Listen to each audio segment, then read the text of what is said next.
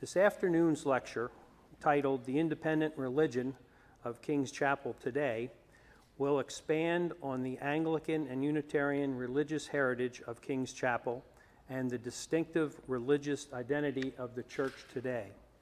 It will focus on the challenging and timely questions of future religious practice at the chapel, especially in the context of an increasingly ecumenical and secular environment.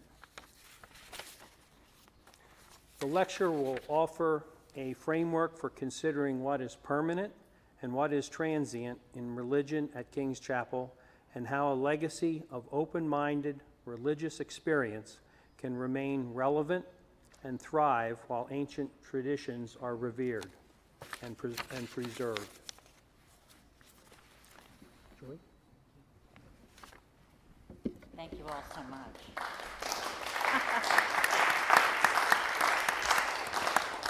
Very nice of you. I'd actually like to begin with a prayer from the King's Chapel Prayer Book, page 168. I often use parts of this prayer when I begin sermons here, and I know that this is a lecture, not a sermon. Believe me, no one has ever asked me to preach a sermon that was an hour long, even if I know sometimes you think they seem that long.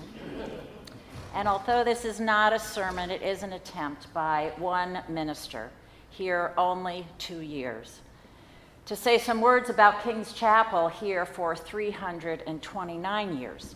It's a daunting proposition, and I need help from within, from without, from all of you gathered here. So I begin by asking for it in one of the best ways I have found throughout my life, which is through prayer.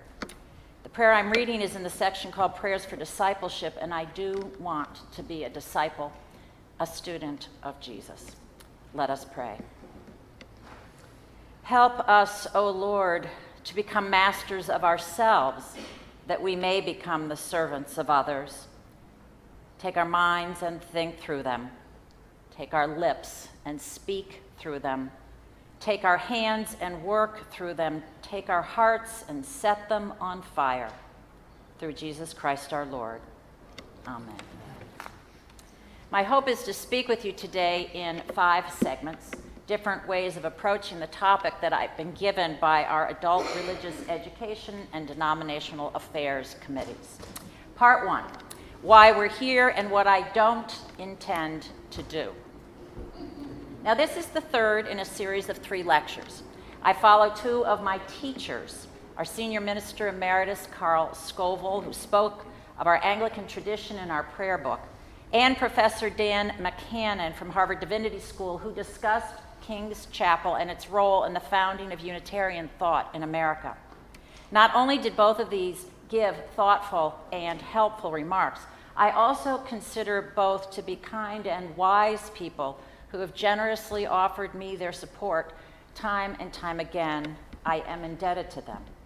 Following the lectures of Carl and Dan, this third lecture is supposed to have been titled by the King's Chapel members who developed the series, The Independent Religion of King's Chapel. By the 3-part structure of the lecture series, it would seem that there may be some hope that the new minister will be sharing what she envisions the future of King's Chapel to be, drawing from these twin roots, our Anglican prayer book worship and our long-held Unitarianism. What aspects of these long-held roots are enduring, indeed central to who King's Chapel is and will be? Why am I being asked this question now? Of course, I wondered. Now, I could be wrong. I have been before. But I think that the question is driven in part because I'm new, only 2 years your minister, and therefore still somewhat of an unknown. But most important, the question arises because I am the first senior minister since the American Revolution, not ordained in the Unitarian tradition, either directly by this church or through the processes followed by the various iterations of the current Unitarian Universalist Association. I was ordained in the United Church of Christ, and this raises questions. I want to begin by stating 3 things right away. Drum roll, please. First, I have no plan to jettison the King's Chapel prayer book. Our worship here every Sunday at 11 will continue to be based on our prayer book. Second, I have absolutely no desire to move King's Chapel away from its affiliation with the Unitarian Universalist Association into the clutches of the UCC. I have been baffled, actually, when people tell me that they've assumed or even heard one or both of these things. It bothers me. So I've thought quite a bit about it, and I do understand the worries. They come from places of deep commitments that many King's Chapel members have to one or both of these aspects of King's Chapel community, its prayer book and its Unitarianism. I also know that I'm still learning your ways, so have done some things that had I known more of the background, I might not have. And of course, it takes time to trust any new minister, especially if your past experiences in some other church or with some other minister have left you wary, especially if there are these suspicious aspects of my past. Not only UCC, but a former lawyer to boot. Hardly trustworthy. For now, as we work and grow together as the King's Chapel community, I can only tell you what I'm thinking now, still early in my learning. I know that soon we will laugh over what have been my missteps. We'll talk them through honestly, and we'll continue to build the beloved community here in this place. I feel like we're on that path, and it excites me. But a third preliminary thing I want to say. I want to make clear at the outset that what I think about our future, what I intend for it, is not, as we lawyers would say, dispositive. Because no church is its minister. The church is its people and what its members vote for as they seek the world as it can be. And particularly at King's Chapel, where our governance structure was born with the American Revolution and Constitution, we are very clear. The power for discerning the future of King's Chapel lies with its members, relying upon their freedom of conscience to determine the future of this church as they best see fit. After scouring the scriptures, hearing different views, debating, praying together, and then voting. This leads me to part 2 of my remarks. Part 2, the congregational governance structure of King's Chapel, the third leg to our stool. Now, in this lecture series, we've talked about the first 2 of the 3 legs to the King's Chapel stool. On page 120 of the King's Chapel prayer book, we explained the 3 parts. We read them in the service we had this morning, inviting new members to join. We say, King's Chapel is unique, Unitarian Christian in theology, Anglican in worship, and congregational in government. I'd like to talk about this third leg because I would not be at King's Chapel but for the congregational governance structure of this church. Let me hasten to say this is not a synonym for my ordaining church, the UCC, which has its roots in congregationalism. Right now, I am not talking theology about how a church understands the holy, but just who has the power to make decisions in any congregation. For me, this is very important. As you know, Christian churches tend to run the gamut of governance structures. I'll briefly sketch out a spectrum of 5 types, hoping my oversimplification won't cause offense. At one end of the spectrum is the Roman Catholic Church, which gives enormous power to the church's hierarchy. Doctrine of the infallible pope, a pope elected only by bishops, bishops appointed only by the pope, and priests seen by worshipers as having some different stripe from them, the worshipers, ontologically changed from an ordinary layperson into something different in God's eyes by a sacrament of ordination. In this church, only straight men are officially allowed to be ordained Catholic priests. Second on the spectrum are all those Protestant denominations who split from the Roman Catholic Church, so don't follow the Pope, but still have bishops, to whom the rest of the clergy must swear a vow of obedience. This governance structure, relying on bishops, is that held by the Anglican Church of England, from which we were derived, the Episcopal Church in America today, Lutherans and Methodists, to name a few. Because there is no pope, the bishops have to be chosen some different way, and in the United States, as it's evolved, both ordained clergy and non-ordained lay members vote on the selection. Now, these bishop-led Protestant denominations often, but not always, use set liturgies like our prayer book liturgy. They call upon ancient Christian creeds to profess their faith, and they have sometimes split into different branches, one of which allows women to be ordained. All of these bishop-led denominations are now deeply riven about the role of non-straight clergy and members. The third, fourth, and fifth types of American Christian church structure have no bishops, but they still differ substantially on three criteria: how much power individual members have, how much power a minister has, and how much power the local congregation has to act independent of some larger denomination with which they're affiliated. Now, I would put as category 3 those Protestant denominations which do not have a hierarchy of bishops, but do ensure conformity by requiring individual congregations to follow decisions made by the whole denomination. Baptists, Seventh-day Adventists, Presbyterians could be in this example, depending upon their stripe. Baptists and Seventh-day Adventists also tend to give relatively substantial deference to their largely male clergy. Next on the spectrum, in the fourth category, are many independent, non-denominational Christian churches founded by individuals who feel called by God to start them. They can range from small storefront churches in cities to large megachurches with multiple campuses and television ministries that reach millions of Americans. Theologically, these non-denominational churches are often, but not always, evangelical. The ministers tend to be very influential. They founded the independent church, after all. One example of an independent Christian megachurch is Joel Osteen's Lakewood Church, founded by his parents and now led by Pastor Osteen, his wife, who is the co-pastor, other family members, siblings of his, and a large number of additional associate pastors. On the website of Lakewood Church, there are many ministries in which members are invited to participate in ways in which they can seek support, but there's no discussion about their governance in terms of who makes decisions or a voting process. I think no need for voting may be seen. The Bible is understood there to be inerrant and therefore supplies answers needed, and the minister is trusted as an agent chosen by God to teach the truth. Pastor Joel Osteen and his guidance about God's actions in this world are squarely at the center of Lakewood Church, an independent church.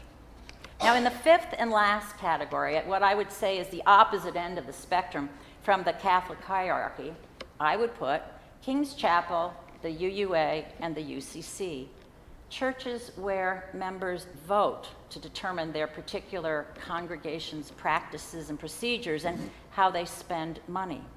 In these congregations, the minister is one member of the congregation with one vote. The minister is trained and set aside for a specific purpose. You call me to teach and to preach. It's the same thing as taking an architect or a structural engineer, those who are trained and they are set aside to build buildings. Ministers are set aside but not set above the membership. I will return to this.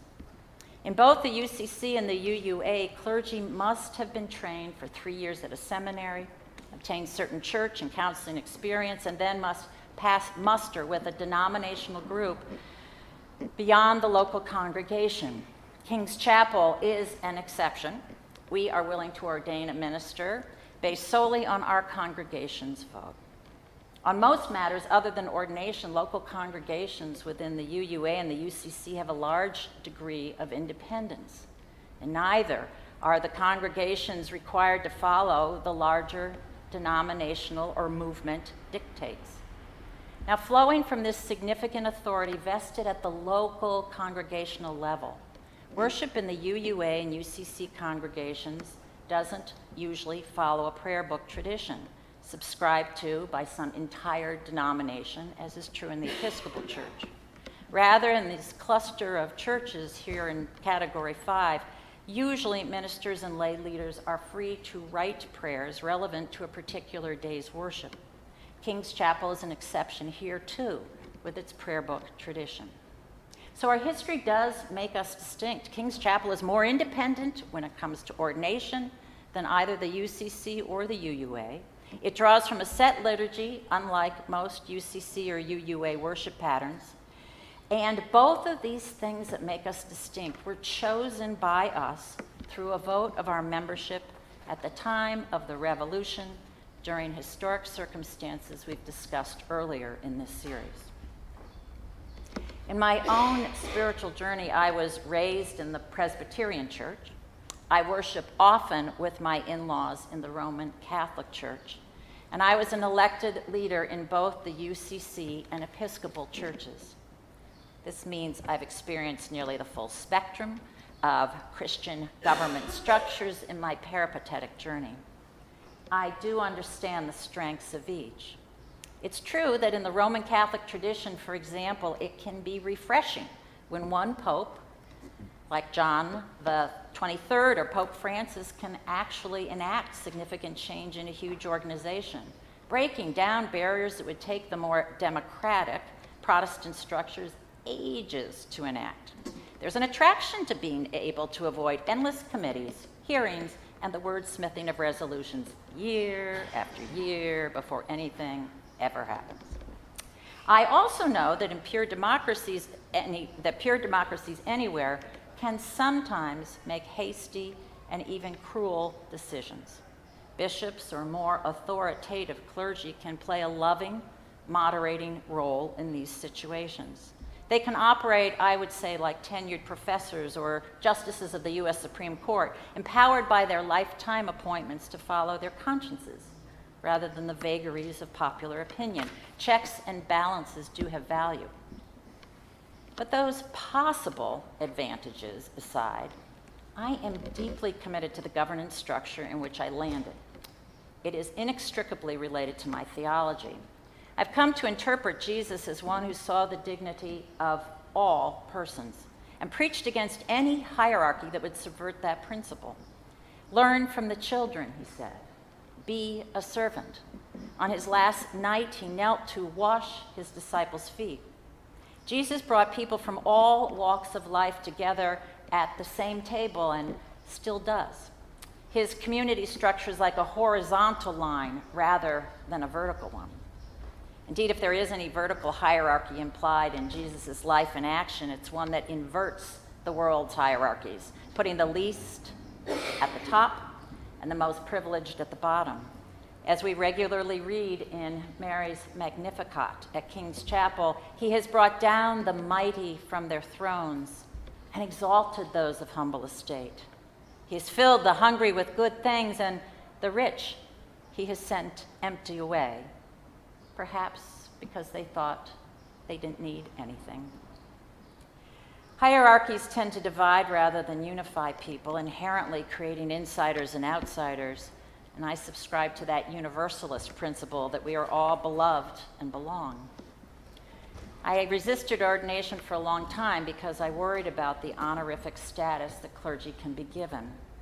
It's why I personally could not remain in the Episcopal Church, though it had richly fed me. I needed to be ordained in a denomination that said I was set apart, not set above. My decision to seek ordination in a tradition that does not excessively elevate its clergy is grounded in another factor, too, and that's my conviction that ministry is the work of us all, your work as well as mine. The cry in the Protestant Reformation was for the ministry of all believers. Martin Luther wanted the spiritual realm put back in the hands of the people, not held exclusively in the hands of priests. So Bibles were translated into the vernacular, not just Latin. Everyone could study and interpret Scripture. During communion, both bread and wine were offered to all the people again, rather than served only to the clergy.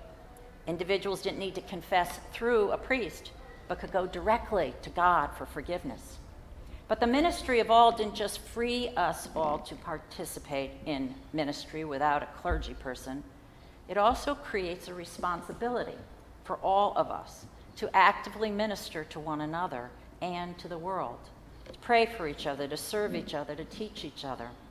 This church can hire out the planning of worship or the writing of sermons by hiring Sean and me.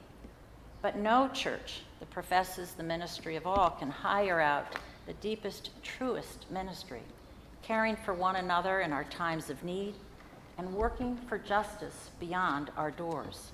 This is the work a congregation does together, all of us. So this leads me to an important bottom line. What we do here every Sunday, Sunday by Sunday, needs to make some difference in your life every day of the week. If, at least over the long haul, this place, our community, our worship doesn't help you be more the person you hope to be, if it isn't a safe place to come when you are weak or worried, if it doesn't first challenge you and then strengthen you to make this world a place of greater compassion and justice, then we shouldn't be here. Actually, we won't be here. You will decide not to come. And that brings me to my third segment, part 3, the broader landscape of the church today. Much has been written about the sorry state of churches in America today. In other parts of the world, in the southern hemisphere, Africa, South America, the Christian church is booming, but not in the United States. Why? Clearly, we are not meeting profound needs.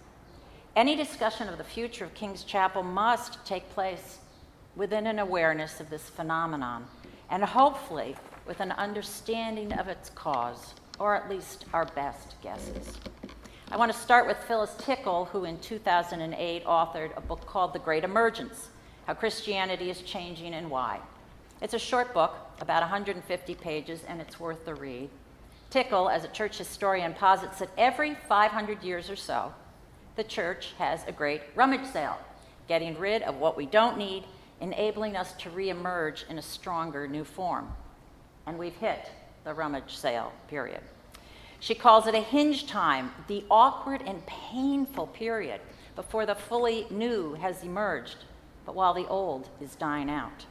Phyllis Tickle tries to be reassuring, noting that the, quote, existing standing form of religion is never fully destroyed in these semi-millennial eruptions. Rather, the existing form of church simply loses its hegemony or pride of place to the new and not yet organized form that is birthing. For example, 500 years ago was the Great Reformation, begun in 1517, when Martin Luther tacked his 99 Theses onto a church door. This upheaval ushered in not only a new plethora of Protestant churches, but also caused the Roman Church to reform in what we now call the Counter-Reformation. A period of turmoil took place, to be sure, but it was followed by 2 new forms of church. And in short order, there was a wider spread of the Christian tradition than ever before. Another 500 years prior to the Great Reformation was the Great Schism, the split in 1054 between the Orthodox and Roman, the East and the Western churches. The cause? A disagreement over whether the Holy Spirit descended from God the Father alone or equally from both God the Father and God the Son.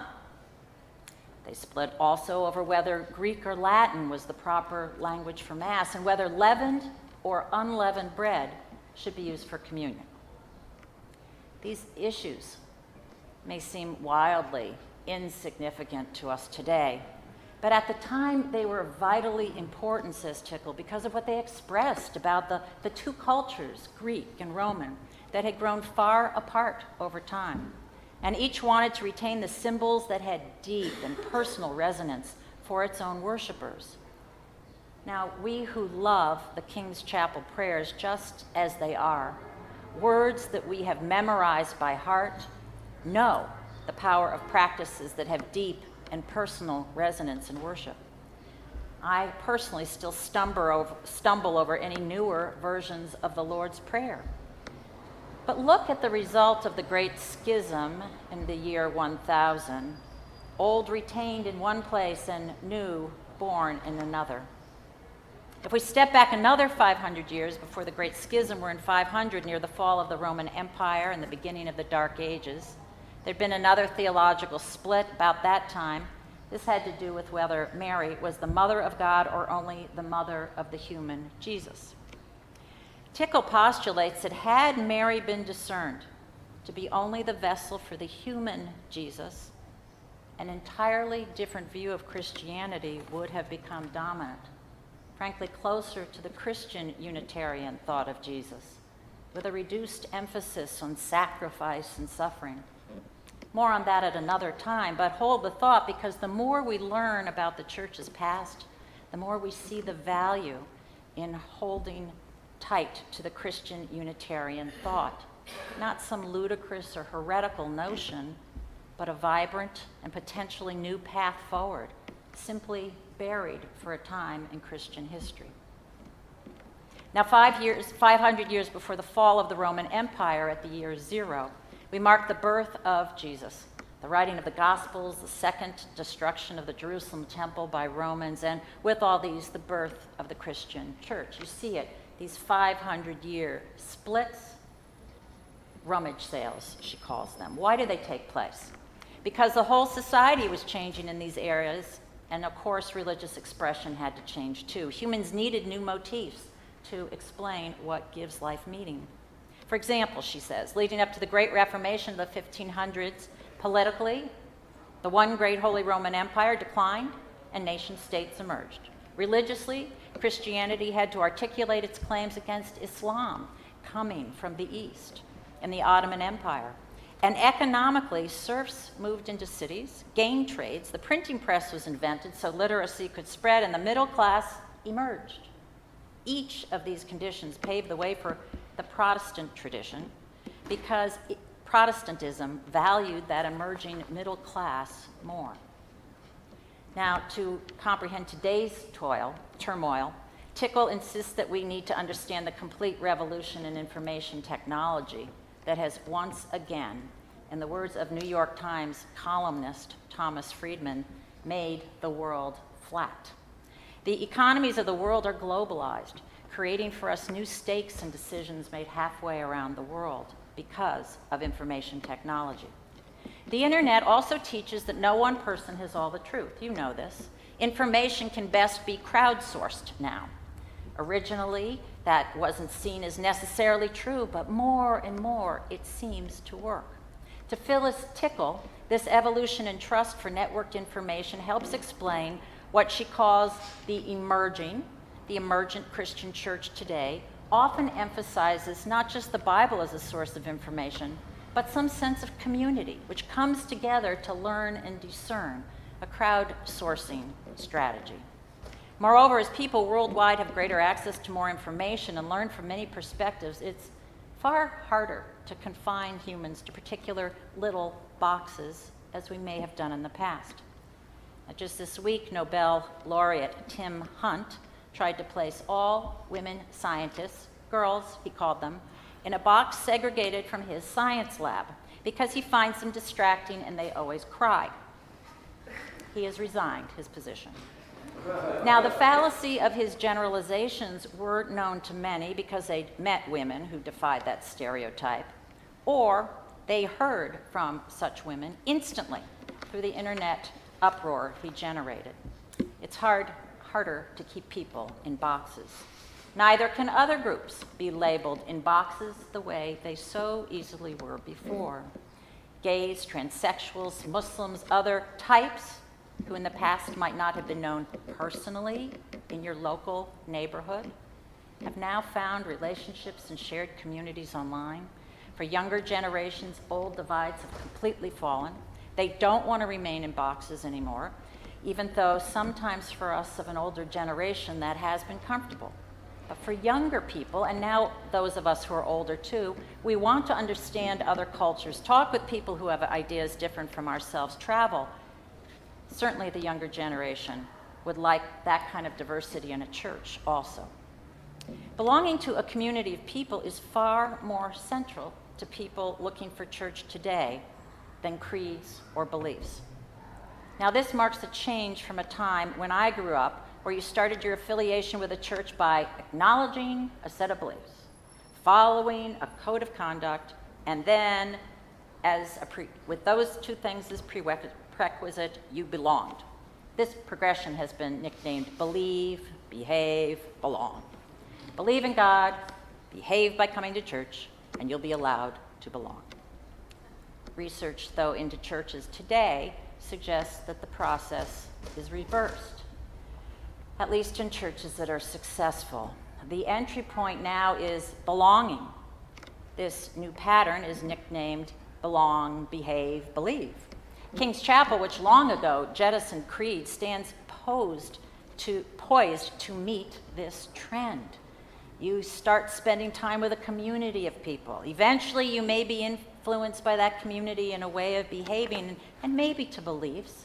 But the old requirement of conformity and belief and behavior before being accepted no longer holds, and we haven't required that for a long time.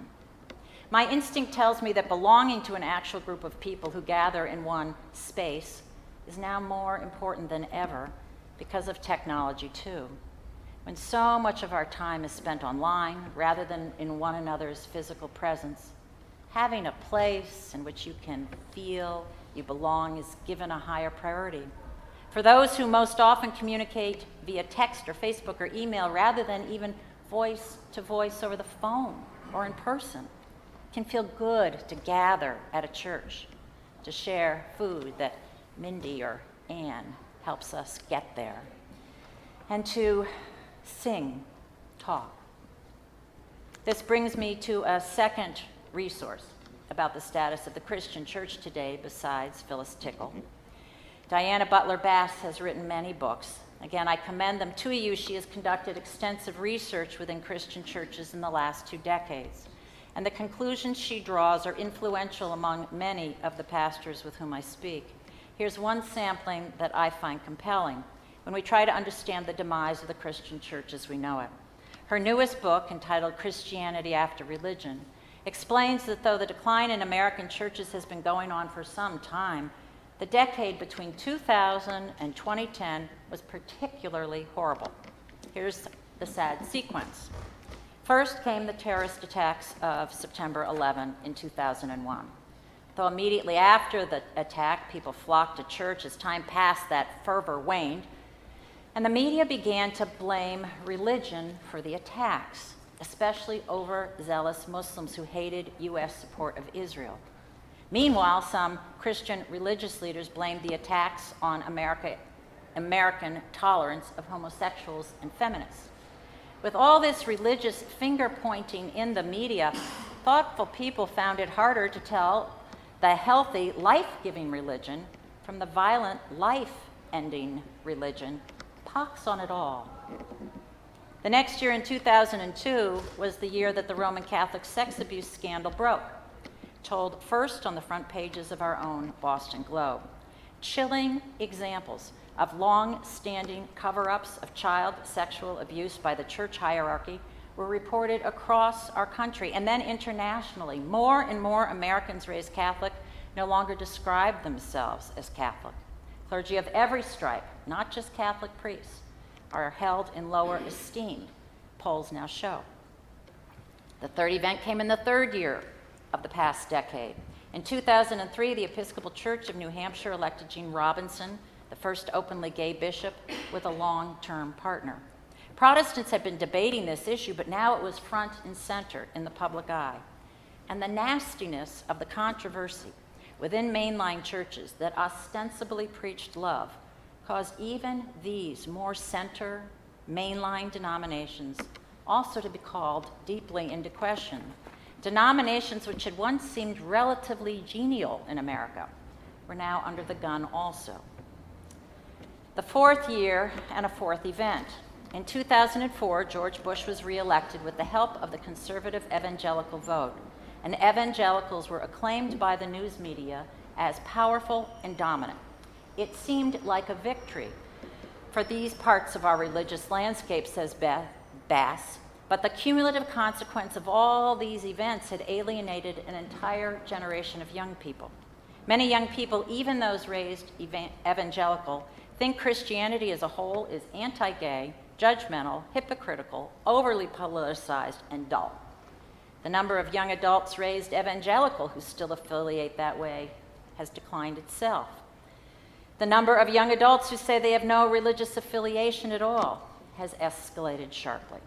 And the final blow was the 2007 to 8 recession, writes Bass. Churches, which often struggle financially, took a big hit in contributions at that time, and therefore had less with which they themselves could provide to those in need. Church wasn't a harbor in the economic storm. It seemed irrelevant. Through these events, Roman Catholic, evangelical, and mainline churches across the spectrum all were hurt during that first decade of the 2000s. Even among churchgoers at the time Bass wrote a few years ago, 42% confessed they were dissatisfied or only moderately satisfied with their churches. It seems everyone was yearning for something better.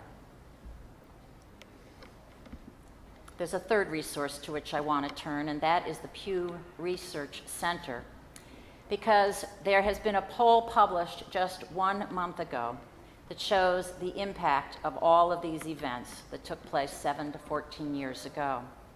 This newest study is a sweeping and thorough review of America's changing religious landscape. Pew, a respected nonprofit think tank, now has 2 of these very large studies that they have done and can make comparisons. Here's the headline: Christians decline sharply as share of population. Unaffiliated and other faiths continue to grow. The complete results are online and make for fascinating reading. I will highlight just a few that we at King's Chapel must be aware of as we look to the future. First, the reality when it comes to the UCC and the UUA is that we barely register. The UCC weighs in at a mere 0.4% of all Americans and ranks 13th of the 15 largest Protestant denominations. Its percentage share of Americans declined in the last 7 years from 0.5% to 0.4%. The UUA is smaller still in overall numbers, but unlike the UCC, it appears to be growing, especially in the South, at least according to a UUA finding 3 years ago that was reported by the UUA. Now, in this most recent Pew study, and I haven't dissected it entirely, but it's hard for me to tell exactly what is happening with Unitarians. What the Pew study does is lump Unitarians in with non-Christian faiths. This is how they describe it in a footnote. 1.5% of Americans are other faiths, including Unitarians, those who identify with Native American religions, pagans, Wiccans, New Agers, deists, Scientologists, pantheists, polytheists, Satanists, and Druids, to name just a few, end of quote. Now, from this, I cannot quantify exact numbers, but for our part of the world, however you look at it, is small and growing smaller. Second, the Christian share of the U.S. population dropped 8 percentage points in 7 years, from 78% of Americans in 2007 to 70% in 2014.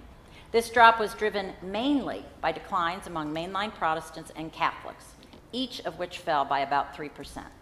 Evangelical Christians also dipped, but at a slower rate, only about 1 percentage point. And the historically black Protestant churches, they remain steady. Looking more closely at the Catholic drop, nearly 1/3 of American adults say that they were raised Catholic, but 41% of those raised Catholic no longer identify with Catholicism, as reported last month. This means that almost 13% of all American adults are former Catholics, while just over 2% of U.S. adults have converted into Catholicism. There is no other religious group that has such a lopsided ratio of losses and gains. Of course, we know that often former Catholics choose to come here to worship. For Protestants, the decline in mainline Protestants means that for the first time, evangelical Christians now constitute the clear majority, 55% of all Protestants in the U.S. Among evangelicals, there are fewer Southern Baptists and more members of non-denominational churches, though independent ones like Joel Osteen's. Third, in marked contrast to these declines in what are the Christian, mainline, and Catholic affiliations, those calling themselves religiously unaffiliated experienced the most growth of any sector in the Pew survey, rising a full 7%, from 16% in 2007 to 23% of the U.S. population last year, increasing by 19 million people to a total of 56 million Americans who would say they have no religious affiliation. This includes those calling themselves atheist, agnostic, or nothing in particular. That means that these nones are now more numerous than either Catholics or mainline Protestants. The unaffiliated, therefore, are second in size among all major religious groups in the U.S., ranked only behind evangelicals. This trend is reflected in every single region of the U.S. Nones are 19% of the adults in the South, 25% of the adults in the Northeast, up from 16% just 7 years ago. Fourth, the Pew survey finds that Christians are losing size because as older Christians die, younger Christians are not replacing the ranks. Over a third of all those between 18 and 33 years of age are nones, 1/3. While 85% of the silent generation, born between 1928 and 1945, call themselves Christian, only 56% of those born after 1990 are. Older Christians are dropping out themselves, disavowing their earlier affiliations, though at lesser rates than the younger sectors. Taken together, former Christians represent 19% of U.S. adults overall. Now, in some ways, you and I don't need all these data to tell us what we've experienced here in our own sanctuary since 1998, when Carl Scoville stepped down as our senior minister. We can recognize various special factors in our church: loss of a beloved and gifted minister, a contentious period leading to the departure of his successor, whose numbers were really quite strong, and a 4-year interim before you called a new senior minister. But we also are part of the wider world, and the trends affecting every congregation, of course, affects ours too. So I'd like to turn to part 4, what defines King's Chapel today, drawing upon our past as we look to our future. Now, in early conversations about the series, members of our planning committee posed this question: what defines King's Chapel and is central to our way of being? What could we lose and still be the same? What must we keep because it's essential to our core? And I am going to want to add an additional overlay: who can we be, who do we need to be to meet needs now unmet, needs that we can authentically address, needs that the numbers I just spoke of show are not being met. Now, our members today would have many different answers about what is essential to who we are, based on my conversations that I've had with you. That is no surprise. Among the answers are the following, though these are not inclusive. I have 10. 1, we are defined by our historic building, our deep link to Boston's revolutionary history, and our excellent music, going back to the first Handel and Haydn concert 200 years ago, where the Messiah was sung. These set King's Chapel apart. Now, to test that proposition, ask yourself questions like this: if our building, historic building, were to burn down, would something essential to your participation here vanish? Or would the congregation gather afresh and worship in an office building nearby, using the same liturgy, the same ministers, even the same choir, but in a different non-historic physical space? Could we survive? Alternatively, what if we could no longer afford our paid choir? If we had the same liturgy and same preaching, would we still be King's Chapel without our choir?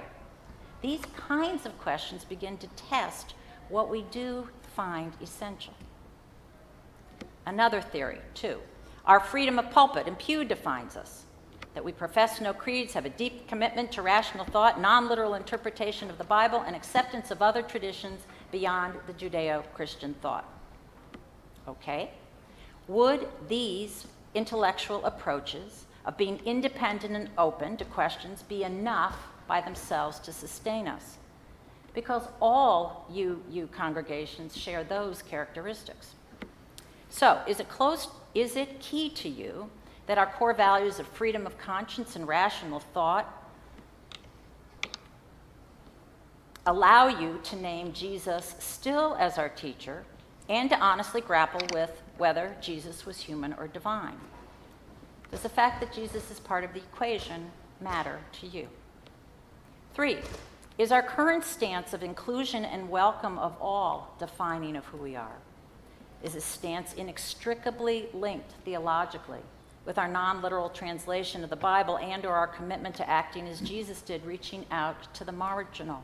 Is it critical because it's one of the key principles espoused within the UUA? If this is now defining warm, welcome, and inclusion, how do we explain any past, less inclusive attitude that some felt was exhibited here? Was it not, or have we changed? And if we've changed, why? 4, is our location as a city church defining as who we are in the thick of things versus being a suburban enclave? Could we as easily be worshiping at Old Ship in Hingham, also founded in the 1680s, assuming it had our prayer book and choir? Could we be out in the burbs? But if being a downtown city church is vital to our identity, are we active and enmeshed in the life of the city? If not, why not? 5, is our King's Chapel prayer book liturgy defining? And here we get to an issue I know many care about. If it is defining of us, why? Here's some possibilities. Our prayer book is closely linked to our history. Members value knowing that they are connected back through the centuries to many others who use these words. Of course, that's true of the Episcopal, Lutheran, and Catholic liturgies also. Could it be that our congregation's particular editing and shaping of the book over time is deeply meaningful to us? We're extremely proud of our congregational ability to consider and debate and amend the prayer book as central to our theological understanding of us all as God's children endowed with that reason. Well, if a defining mark of our prayer book is that we can edit it and have, is there something in particular that we love that we edited that you are specifically drawn to? Might it be a theological issue embedded within our liturgy? For example, the minister doesn't absolve sins, but prays to God that the sins be resolved. The word Trinity never appears, although we do quote from the Bible, Father, Son, and Holy Spirit, for example, at our baptismal service. Is it the beautiful, what we sometimes call Shakespearean language, still using thee and thy with stunning turns of phrase? Or could it be that when we say our prayer book kept us, that it means it kept us Christian, while other UUs rejected that historic root of Unitarianism? Is the defining part of King's Chapel less that we're Unitarian than that we are Christian, as the prayer book clearly is? Or do we love the prayer book because it is both Unitarian and Christian? One without the other would be insufficient.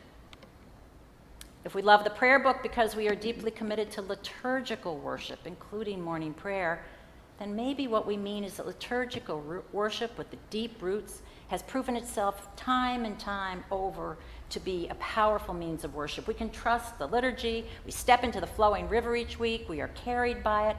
Liturgical worship as distinct from more free worship traditions. The set liturgy means that the clergy do not have power to change it as easily. They do not construct their own prayers week by week. Is it more equally owned, perhaps, by the whole congregation saying the prayers together when it comes from a prayer book?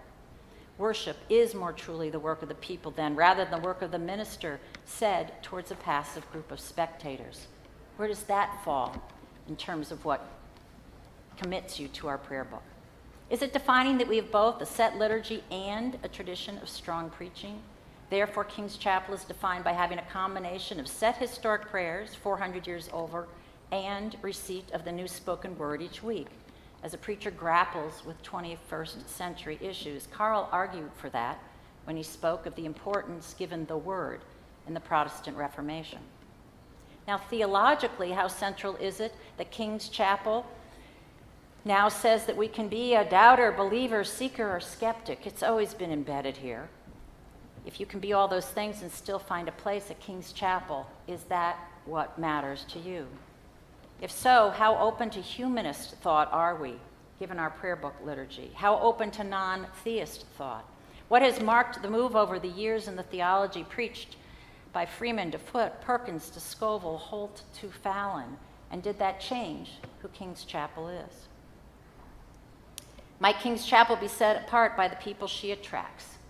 Often, although not only, educated and articulate people willing to wrestle with ideas.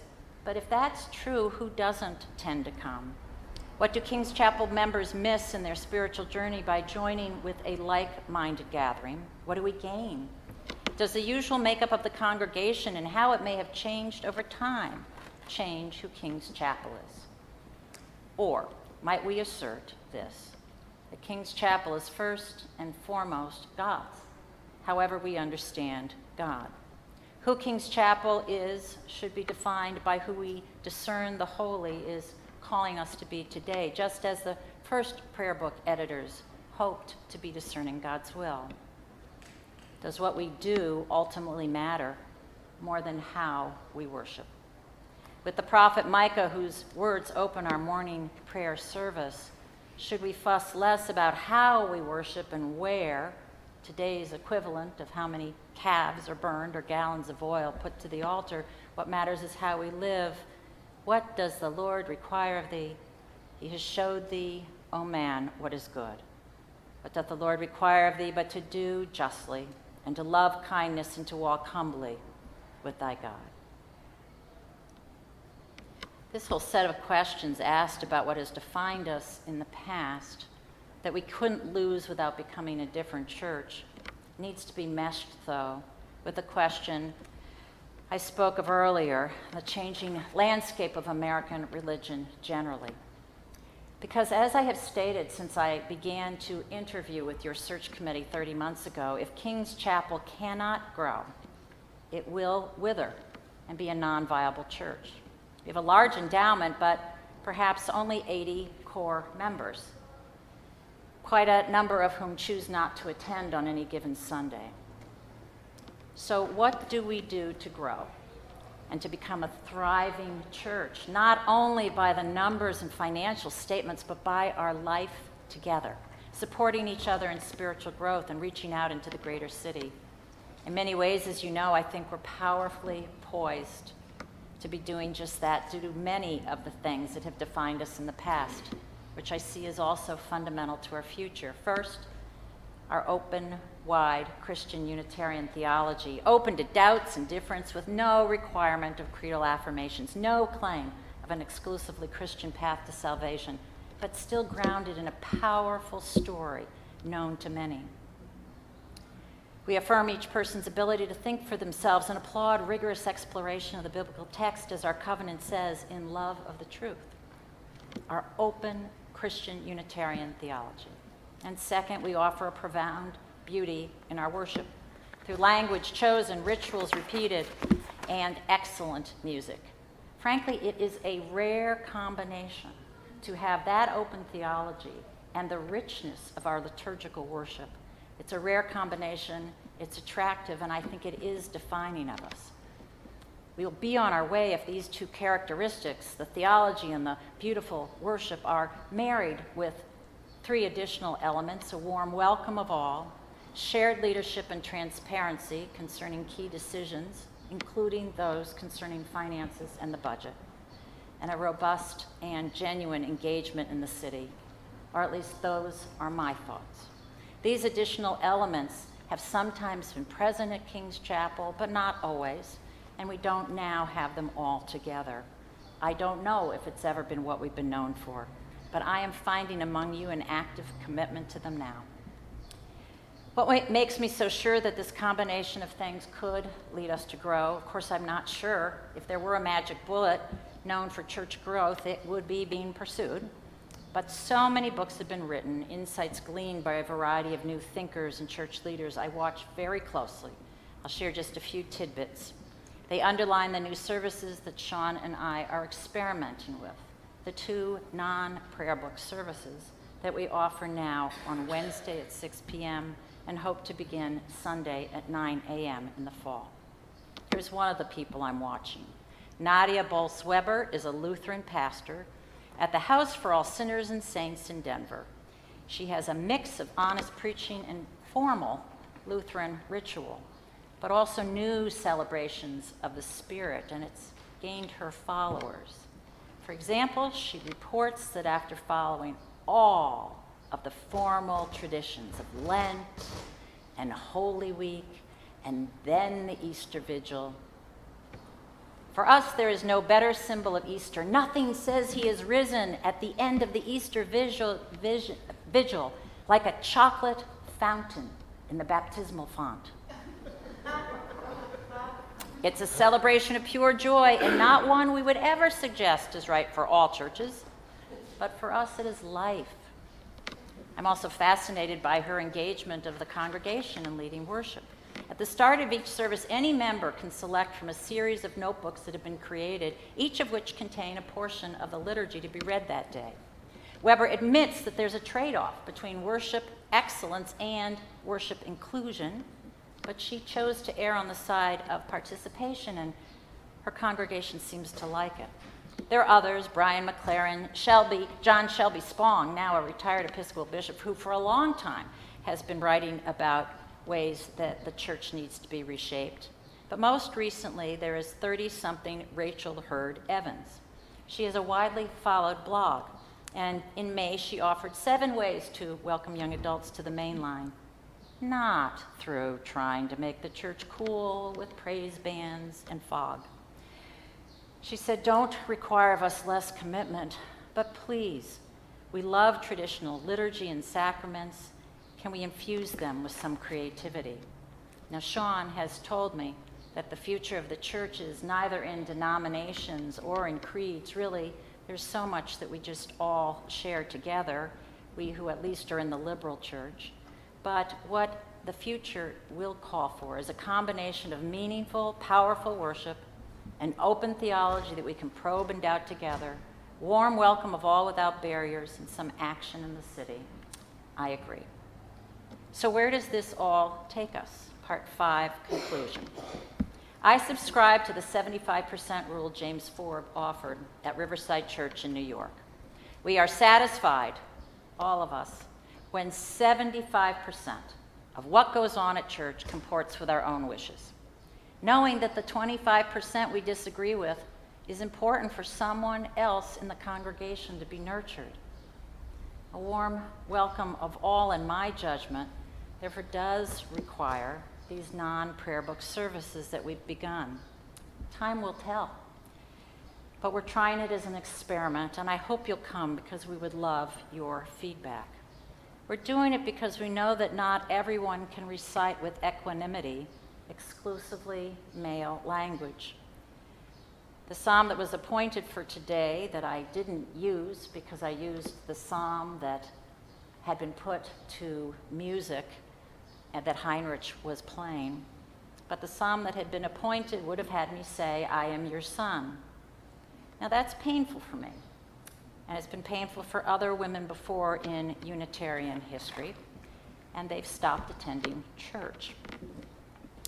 Not everyone is fed by a liturgy where God is only known as male, when the divine within all of us must be so far beyond that narrow descriptor.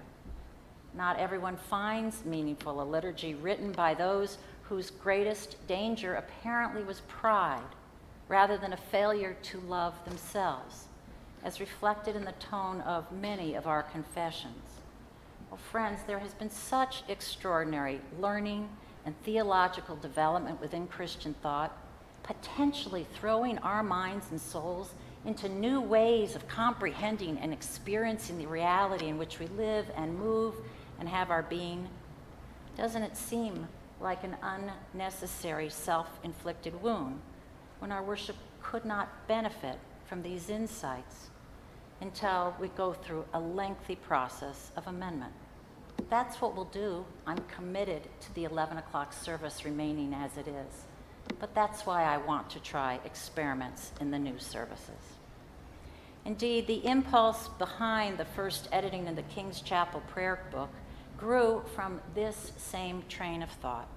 It was built both on new learning that James Freeman had gained during his studies about Unitarian thought, that he then shared with the congregation, and it was built on the learning that the church's lay leadership had drawn from democratic governance principles and liberal philosophers. It was also built, as our new services can be today, on an intention to be broader in reach than the original Anglican prayer book had been before Freeman's changes.